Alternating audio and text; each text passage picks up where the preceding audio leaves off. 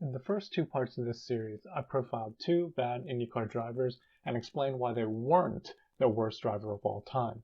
Milka Duno, with 42 starts from 2007 to 2010, was probably the worst driver to last multiple seasons in modern time.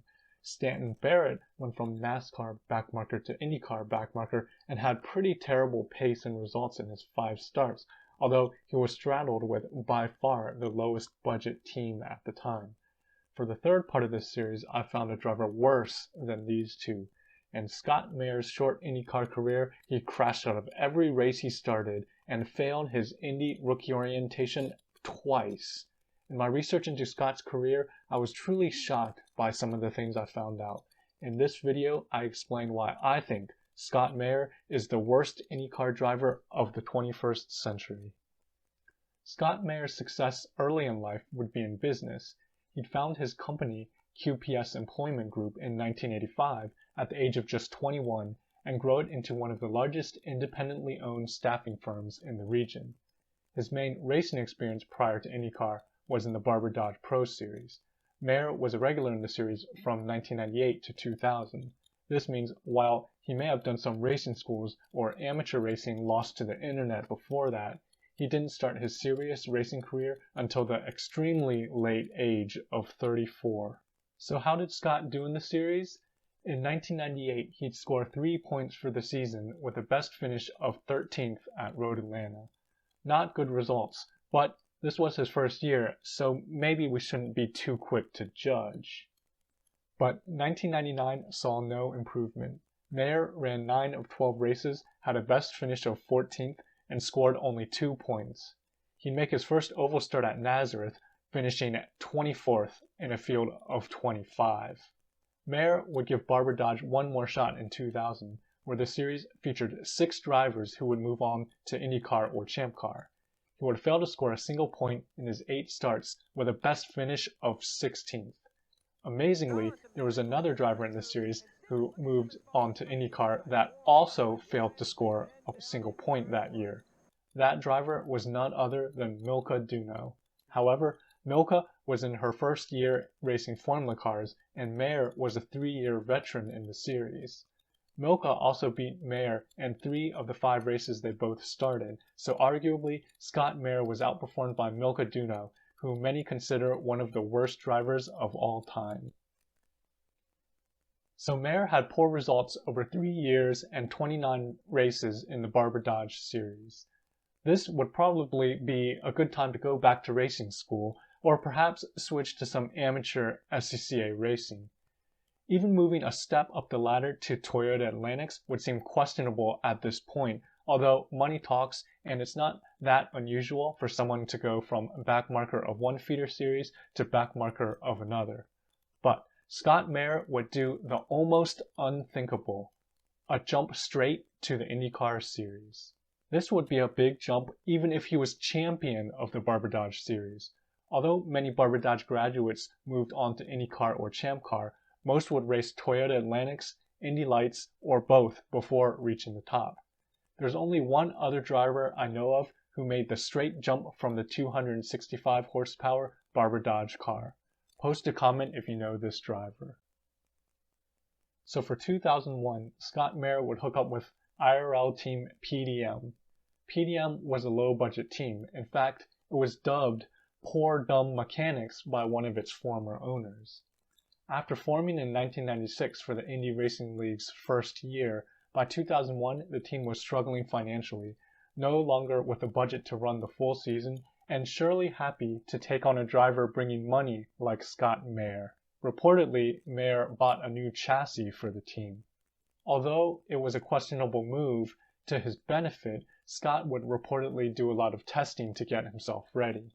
According to a press release from Skip Barber Racing School in February 2002, he first tested an IndyCar in February 2001, and over the course of the next year had completed over 1,000 miles of testing, aiming to make his start in 2002. Scott's first attempt at an IndyCar race would come near the end of the 2002 season at Chicagoland. DNQs outside of Indy are very rare in IndyCar, but Scott Mayer managed to get one. According to the team, mechanical problems kept him from turning laps in practice, and race officials would not allow him to start the race with his lack of experience.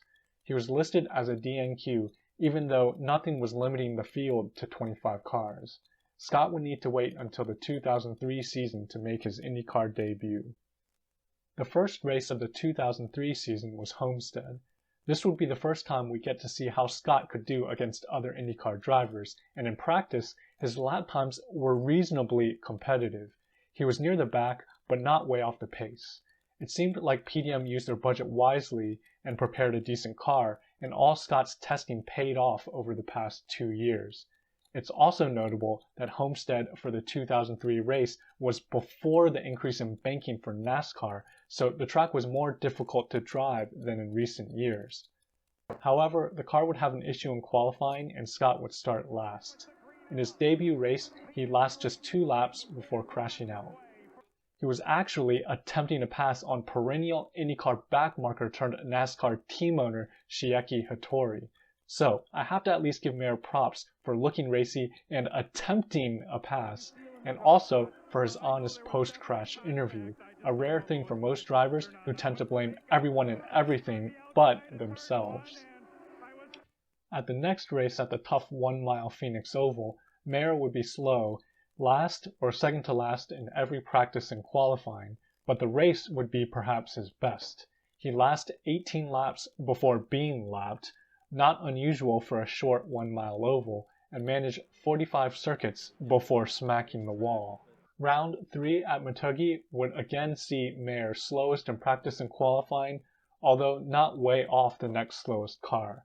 But Mayer would crash out again in the race, this time after only 8 laps. That brings us to Indy. Traditionally, qualifying for the Indy 500 would be quite difficult, but with a down economy in the Indy Champ Car split, there would only be 33 car driver entries for the race in 2003. This means 2003 would be a rare year where every car would qualify for the race. The only thing standing in Scott Mayer's way of starting the Indy 500 would be his rookie test. Rookies at the Indy 500 need to pass a rookie orientation program, which consists of multiple sessions where drivers must turn 10 consistent laps within an increasing speed window. The speeds aren't fast relative to a competitive qualifying effort, and it's rare for drivers to fail in modern times, with just a few drivers failing in the early days of the IRL series, which brought a lot of inexperienced drivers to the speedway. But Scott would manage to join the small group of drivers failing. Reportedly, he turned 91 laps, but only managed 206.6 miles an hour, while pole speed for the year was 231. Jamie Kite would take over the ride and finish a solid 13th in the race. That would be it for Scott in 2003, but he wasn't done yet. In late 2004, Mayer would move to the Indy Pro Series, now called Indy Lights, and make a few starts. This might seem unusual now, but at the time, several former IRL backmarkers, including Billy Rowe, John Herb, and Ronnie Johncox, had done the same thing. I wasn't going to talk much about his Indy Lights starts, but after looking them up, I had to. To his credit, Mayer finished 3 Indy Lights races in a row, including at Phoenix, which I'm guessing even in the IPS car at the time wouldn't be super easy. However, he qualified and finished near the back for all of them, and notably was outperformed by fellow IndyCar backmarkers John Herb and Marty Roth. By the spring of 2005, Scott would ink a deal with ABC Supply Company, and I suppose on the strength of just merely finishing 3 Indy Lights races, Mayer and IndyCar officials thought it would be suitable for him to attempt the Indy 500 again. Mayer brought his sponsorship to AJ Foyt, but unfortunately, he'd fail his rookie orientation again. Foyt would drop Mayer and replace him with Felipe Giaffoni, who would go on to qualify the car into the race. ABC sponsored AJ Foyt IV for a few races later in the year, but Mayer would not go on to make another start for the team in 2005, or another IndyCar start for that matter. ABC would go on to become a longtime sponsor for Foyt for 15 years. I'm not exactly sure what happened with the sponsorship, but apparently Scott Mayer wasn't happy about it, taking out a full-page editorial in the Milwaukee Journal-Sentinel about the issue. I tried to track down this article, even calling the Milwaukee Public Library, which had the paper on microfilm, but due to the pandemic, the librarian didn't have access to the physical archives. My guess is Mayer may have been treated unfairly on the business side of things in the deal. However, to be honest, he was clearly unfit for the series moving forward, and the sponsorship was a win for the Foyt team and the series in general, allowing Foyt to run dozens of more capable drivers under the ABC colors over the next 15 years, eventually even returning the team to victory lane in 2013 with Takuma Sato. Mayer still wasn't done with racing. He would return to Indy Lights for a few more starts in late 2005 with his ABC Supply sponsorship, but things wouldn't get better. He was dead last in times for every practice session and qualifying at Milwaukee, then crashed out 4 laps into the race. Now, perhaps you're thinking maybe Scott Mayer wasn't cut out for the high speeds and precision required on ovals. Perhaps, with his Barber Dodge experience, he'd fare better on a road course in Indy Lights. We'd find out at Infineon, Scott's first professional road racing start since Barber Dodge in 2000. Scott would turn only 2 laps in practice, setting a time a whopping 30 seconds off the pace. He wouldn't start the race. Surely, he must have had some problem to explain only 2 laps. I found some rumors on the internet as to what happened, but I wasn't able to confirm, so I won't speculate. 2 years later in 2007, he'd make his last hurrah in the Indy Lights series, entering at Watkins Glen. Mayer would participate in the first practice, where this time he managed to turn 4 circuits with a best lap of 2 minutes 16.9 seconds, 39 seconds off the fastest driver, Wade Cunningham. This time, he reported he aggravated a hairline fracture in his hand and had to withdraw. Mayer would move on to race part-time in sports cars in Grand Am, then IMSA, from 2008 until his last start in 2017. In 2013, he even won a Grand Am race, co-driving with future Formula One racer Brendan Hartley. But Milka Duno still has him beat on Grand Am victories with 3. Of course, it's pretty much impossible to rate a driver's individual performance based on results they shared with a co-driver. I don't take it lightly to call someone the worst driver of the century. In my research, I checked the careers of all 280 drivers to enter a race in either IndyCar or Champ Car from 2000 to 2020. First, I believe Scott Mayer to be the most unqualified driver of all 280. There were only a few drivers with less experience than Mayer before entering IndyCar, and most of these were from the early 2000s before a ladder was established under the IRL. At the time, several drivers jumped straight to IndyCars from midgets and sprints, Formula 2000, motorcycle racing, and even in one case, straight from karting. But these drivers all had some level of success in their earlier career. In terms of results, Mayer was truly a backmarker in Barber Dodge.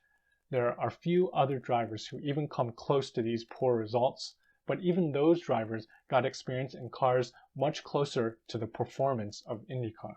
Secondly, and more subjectively, I think Scott Mayer was the worst performer during his time in IndyCar.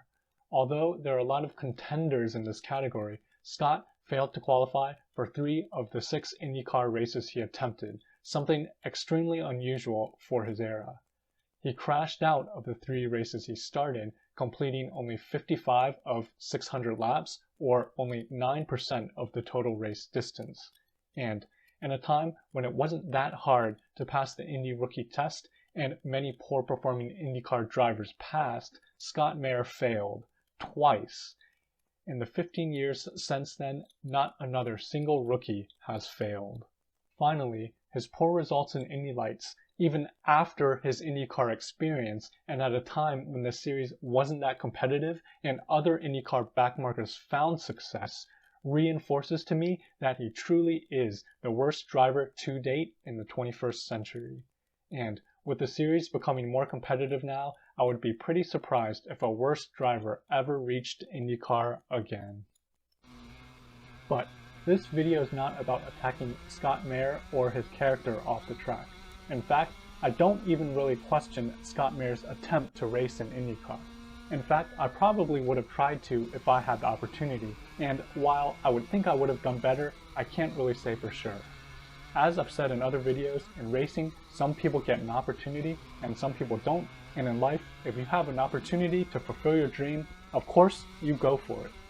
We'll end on a bright spot. Scott is now managing his son Sam Mayer's promising NASCAR career. At the age of 17 at the time of this video, he has already won 2 ARCA East Series championships and a race in the Truck Series. So that's it for this video. Please like and comment if you enjoyed this content. This concludes my first 3-part series on IndyCar rejects of the 21st century, but I'm definitely looking to do more videos like this, perhaps next on IndyCar rejects of the 90s. I also want to highlight other lesser known drivers or events in IndyCar racing, such as forgotten winners or forgotten races, so post a comment on what you want to see, and I'll see you in my next video.